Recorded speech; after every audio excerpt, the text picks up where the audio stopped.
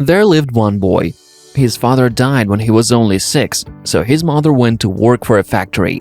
The child had to cope with all the duties himself from an early age. When he was 10, he had to start working at a local farm. A few years later, he had to leave school and home, and he got a job as a painter. At 16, he forged documents and went to serve in the army. A year later, he retired, got a job on the railroad, and went to university to study law.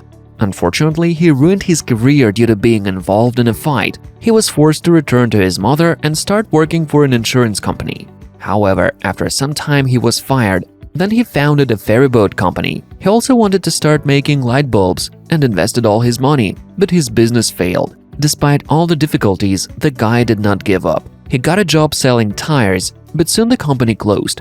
By that time, he was already 40 years old. Then he started working at a gas station, but it also closed the same year as a result of the Great Depression. After some time, the director of the gas station offered him to rent it. The man agreed, and to earn more, he began selling chicken snacks to his customers. His fast food had become very popular with people. Therefore, after some time, he opened a restaurant. This business prospered. One day, as a result of an argument with one of its competitors, his employee was killed.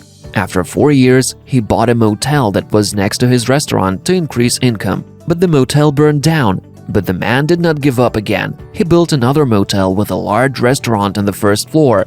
However, he was soon forced to close it due to the outbreak of the Second World War. After the war, he tried to sell recipes for his chicken dishes, but was rejected more than 1,000 times. But in 1952, a big restaurant did buy his Kentucky Fried Chicken recipe.